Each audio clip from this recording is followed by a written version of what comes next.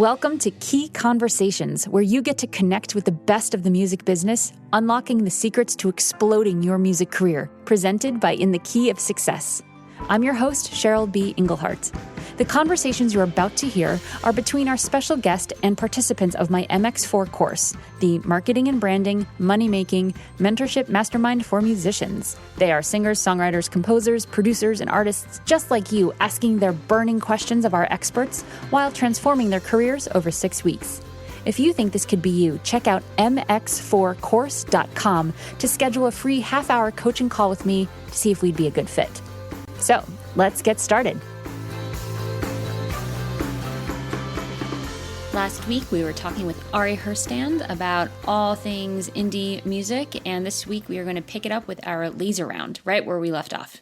All right, we're gonna keep going laser here. Let's go with April, and then I'll ask one question for Julian that I love, and then we'll see if we can do like a lightning round or something for the last 5 minutes. But April, let me see if I need to unmute you because I'm unmuted you. I'm gonna unmute you there. Question for Ari. Well, I'm going to piggyback on Scott's question. So what do you think of sites like Patreon, I think is how you say it, where you're kind of part of the journey of them making the crowdfunding album awesomeness thing? Yeah. Okay. Great question. So here's how you want to think of Patreon and those kinds of models. So there's Patreon, and the other one, the big one right now for musicians, is Bandcamp. So I don't know if you know that Bandcamp now has a subscription option, which is basically very similar to Patreon, where it's just ongoing patronage. It's you can choose to give an artist $10 a month or $40 a year or so on Bandcamp. Or on Patreon, I know they do it either per month or per thing, per whatever you're releasing, song, video, blog post, anything.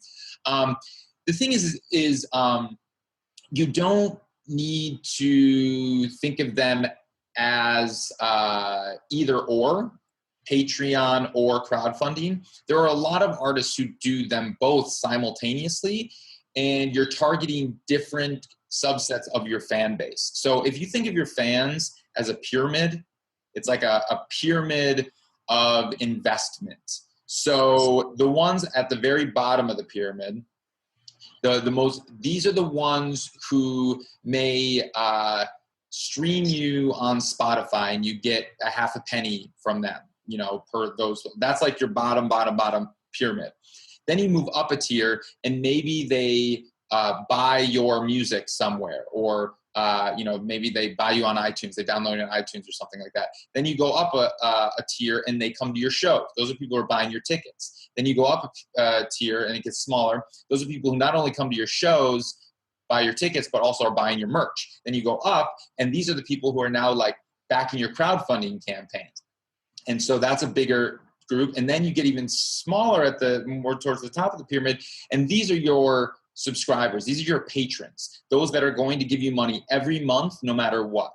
And so there's this artist named Julia Nunes, and she's built her career on YouTube. She's one of the YouTubers, but she ran I believe it was Kickstarter campaign. She raised $170,000 on Kickstarter, while she also had, I think, a $4,000 a month Patreon running. So, and they were simultaneous. And so, some fans are going to be your patrons and back you every month, and then but most of them won't. That'll be a very small group of your supporters. And then a lot bigger group of people are going to back your crowdfunding campaign. So that's how you want to think about it going in. That being said, if you're going to run a subscription model like on Bandcamp, or you're going to do the Patreon model on Patreon, you want to think about what content are you going to be able to deliver on an ongoing basis. So if you're an artist that can pump out 2-3 songs a month and just can keep putting those out, that's awesome. And this model would work really well for you. And you could say, if you become a subscriber on Bandcamp, or you're one of my patrons on Patreon, you'll get all the songs that are released. Some of them are going to be exclusives. You also want to think about exclusive content. Like, what are you going to be able to offer only to your subscribers and to your patrons that no one else is going to get? Because that also makes it attractive for somebody to become your subscriber. You want to think of Patreon and Bandcamp, like the subscription model, is kind of like a fan club. So if you're a part of anyone's fan clubs back in the day, I know I was in a couple fan clubs, and it's like, you pay a certain amount of money a year. I was in the Dave Matthews fan club when I was in high school, and I believe it was like $35 a year. You got access to first access to tickets when they went on sales, like we called the warehouse, and you get the warehouse only tickets when they went on sale, and it was special reserved seats at all the venues. So if you got the warehouse tickets, you knew they were going to be great seats. We got, I think, once or twice a year, we'd get these compilation live albums of shows that they would mail us CDs. So it was free. I mean, free, but because we were subscribers, and they were the warehouse only compilation exclusive of live recordings from their shows that weren't released anywhere else. So, that was in the, I don't know, it was the early 2000s. So now it's a little different. You want to think about things that you can offer your fans that's exclusive just for them, that makes them realize that you appreciate that they are in your fan club. They are your subscribers, your patrons. And then, whereas like your crowdfunding campaign is a very short amount of time in the grand scheme of things. That's 30 days, 60 days, whatever. And you're raising a bulk amount of money for one thing, an album, a tour, whatever. Your fan club, your Patreon subscription thing is ongoing, and you're just it's not even raising money. It's just welcoming people into your ecosystem, that it's a kind of a give and take thing. So yeah, That's awesome. Yeah, well, you're good. Thank Thanks. you. And Ari's on Patreon. I'm a subscriber, and we use it for a lot of different reasons. And it's we'll get into that in this MX4 course too, figuring out like if there's something that we want to be reaching out to our fans, whether it's a pledge or Patreon, but we'll dig in that too. So awesome. So Julian Blackmore, who's a composer, and musician, he's not on this call, but he has this great question that I love. He said, given that streaming services like Spotify don't seem to be going anywhere, what do you think are the best ways for indie artists to utilize those kinds of services? I'm shifting gears here for a quick second. Yeah, great question. I don't know exactly what he means by going anywhere. Oh, going anywhere, like they're not going to go out of business. Go bankrupt. Yes. Right. They're not. Right. They're here to stay. Gotcha. Yes. Absolutely. This is the model that we are moving towards in the future. I mean, CD sales will be extinct very soon. Downloads are leaving us very, very quickly. Streaming revenue has officially surpassed sales revenue. I don't think many people realize that, but the streaming revenue, the actual money generated from streaming, is greater than the actual money generated from downloads and CDs. So that just happened last year. So yes, we're moving towards there, and there's a lot of money to be made in that. The thing is that it's, when you want to think about kind of how to make money in the new music business, it's very different. You have to change your entire mindset and your philosophy from what it was 10 years ago, where it was you make a record and then you make most of your money either from that record or from touring on that record. Whereas now, I mean, we've already touched on a few other ways that you can make money, as in Patreon or Bandcamp or, crowdfunding, or there's a bunch of other ways to generate income from your recordings that aren't strictly sales or streaming. Because the thing is how streaming is right now. Yes, you need to make a significant amount of money on Spotify or Apple Music or any of them. It's all a numbers game. So unless you're generating hundreds of thousands or millions of streams on these streaming platforms, you're not going to make a significant amount of money that you can live on from the streaming platforms alone. They can be one revenue generating source. So that's a way to think about it. That being said, there are ways to maximize your reach and your income on the streaming platforms, and that is pursuing playlists. And playlists are kind of the new radio. So if you can find a way to,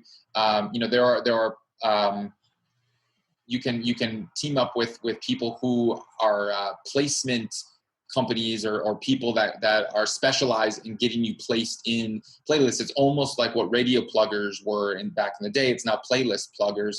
But be very careful, because some of them are scammers out there right now, and they are charging you a lot of money to do this. So if you're going to work with a playlist plugger, make sure it's someone legit who has a track record, and you can always, no matter who you work with, always check the references, meaning always talk to other people that they have worked with and say, hey, is this person legit? What has your experience been with? It's with anyone that you're going to pay money for any service, whether it's a producer, a studio, a manager, a booking agent, a publicist. Always check references. There's a lot of shady people out there. There's a lot of scammers. I get hit up still all the time by people who are trying to trick me into paying them lots of money, and they're not going to do anything. So, back to streaming.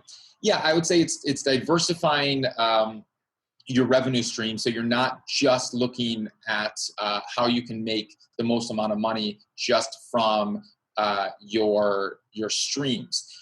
There are other ways to generate revenue from your recorded music, like sync licensing.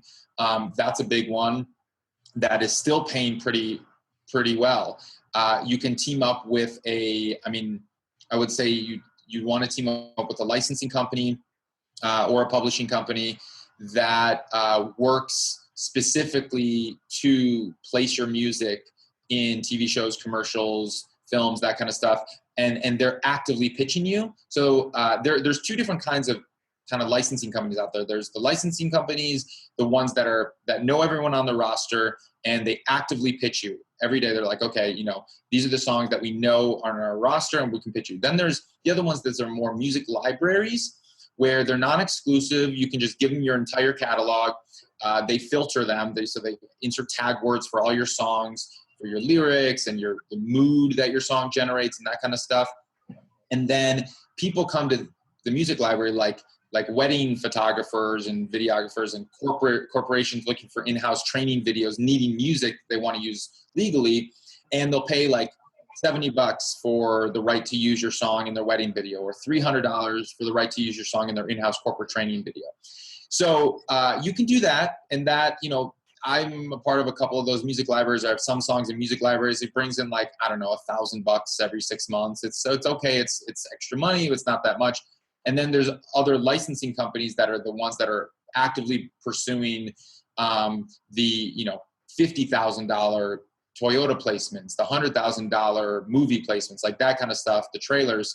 And so I would say, your first priority, if you're interested in sync licensing, is to find a licensing company who's excited about you, who wants to pitch you actively. And then if you don't find somebody right away for that, then you can kind of give some of your songs to these music libraries, and that can bring in some extra revenue as well. But don't give them your best songs, because some of the licensing companies are exclusive, and you don't want to have your best songs tied up with the music libraries. So there's that. But I guess this came from streaming. Back to streaming. Yeah, it's not going anywhere, and I think streaming is like a beautiful thing, in the sense that you create music that people want to listen to over and over again. You will be compensated for that is like based on merit, basically. So whereas before, all the money you generated from your album sales was based upon, for the most part, how big your marketing budget was, because people would buy your album upfront without ever hearing it, based on all the advertisements that they got hit, or based on your previous success, based on like, oh, I love their last record, I'm going to buy the new album blind because I've never heard it, but I think I'm going to love it. Or I've been hit so many times with marketing, and that I think, okay, this is going to be a good record, I'm going to go buy it blind. You pay $10 for it. That $10 goes to the label, and then you never pay again for it. It could be you listen to it once, it's like, oh, this is crap, I wasted $10. Or it could be your favorite album of all time, and you still only paid $10 for it. Whereas if you stream something, you listen on streaming, and you listen one time down to a record, you don't love it, okay, you generated maybe a couple pennies for the label or the artist. But if you do love it, and you keep playing it year after year, and everyone starts playing it year after year, and they start spreading it, then that album theoretically can earn a lot more money over the lifespan of the fan. So whereas yes, streaming, it's true, is not generating as much money up front as sales did before, you have potential to earn a lot more in the long run. But because you're not making as much up front, you have to subsidize that in other avenues that will bring in more money up front. Awesome. That covered like so much ground.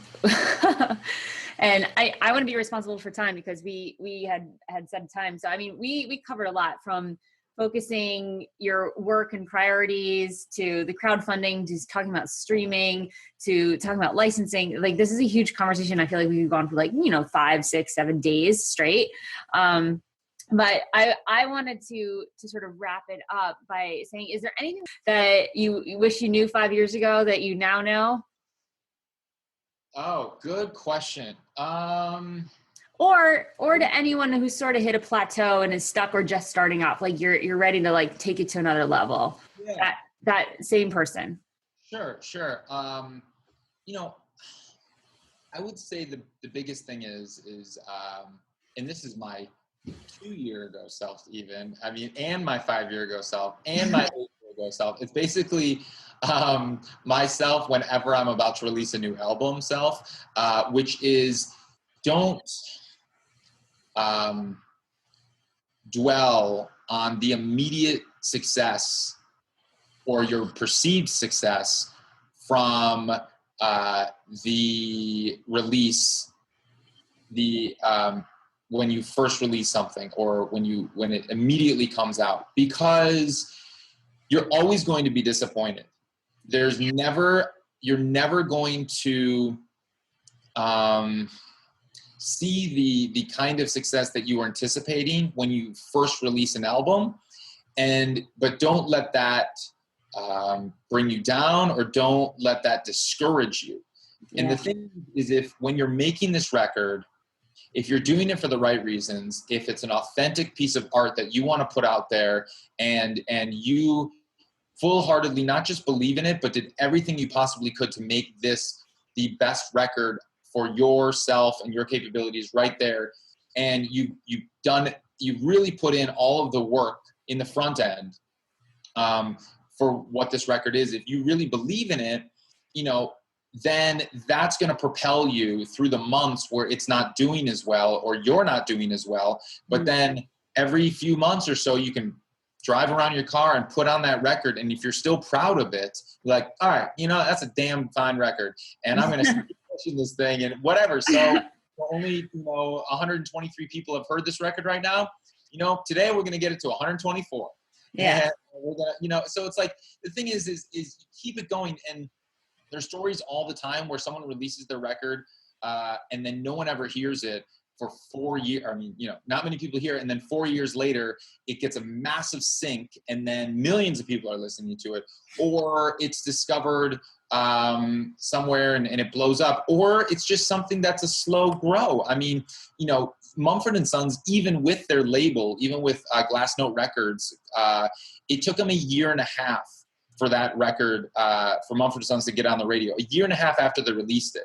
So when Little Lineman was on the radio. And so it's like, even them with a full team around him and lots of money and pushing it, it still took them a while. Whereas if it was like the first week or the month or 2 months, which is how the music industry, the big label system generates whether it's a hit or not. If they only gave it a month, they're like, well, this isn't a hit, let's give up. We'd never heard of Mumford & Sons then before. So the thing is that their label, Indie, stuck with them and it pushed them and kept pushing it for 1.5 years because they believed in it so much, and the band obviously believed in it so much. So you want to put out something you really believe in, and once you do that, I say this, but I know that I'm still going to fall into it the next time I release something, because we all do it as artists. We want it to do so much bigger and better than it is, but I would say that anyone that's struggling with that, they're just like, if you believe in it, just have that belief and the love of what you have created, the love of that creation, keep propelling you forward. Oh my God, that's like the most perfect note to end on. It really is all about the process and building a team and finding the people that you love to do this with. And it's the work, it was like like a 1 in a million shot. And when I was in my 20s, like, I want to get a Grammy. I want to get a Grammy. And you do all the work, and then you realize, like, I just realized what it takes to actually be on the ballot. And now it's a 1 out of 278 shot because I'm actually on the ballot.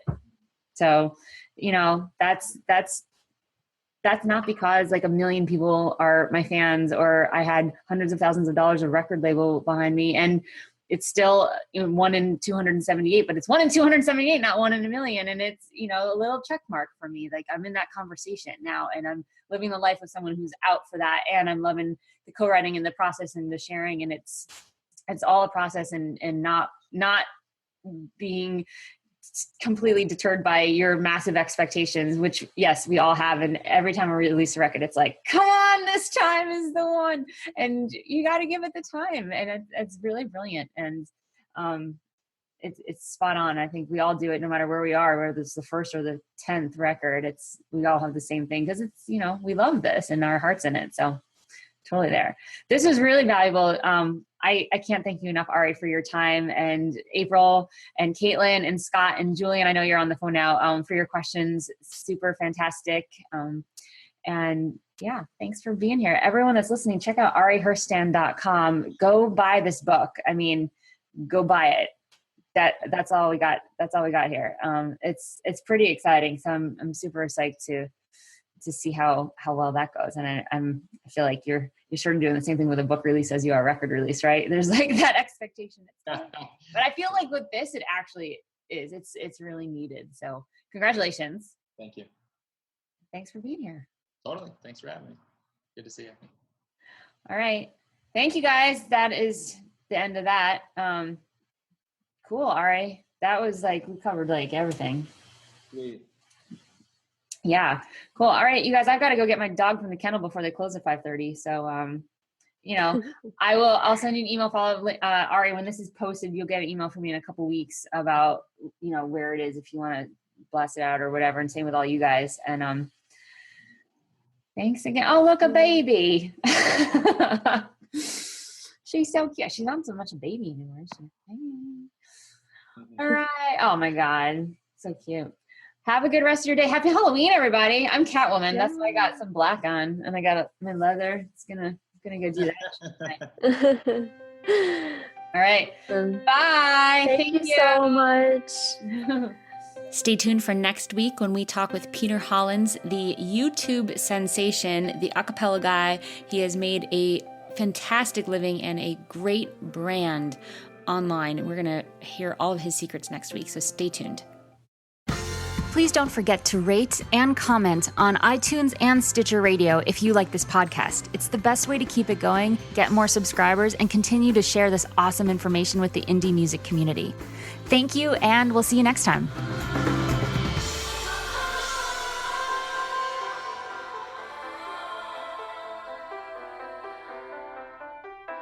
All of the music on this podcast was provided by yours truly.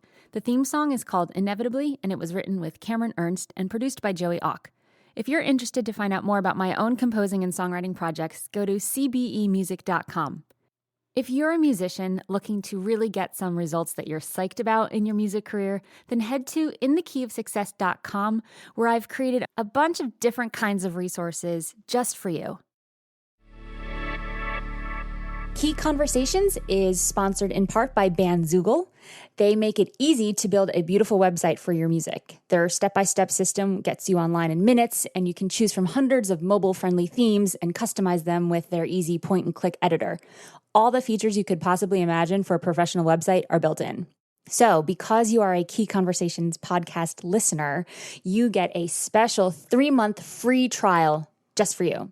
Go to www.inthekeyofsuccess.com/resources and click on the Bandzoogle logo to access your free extended trial.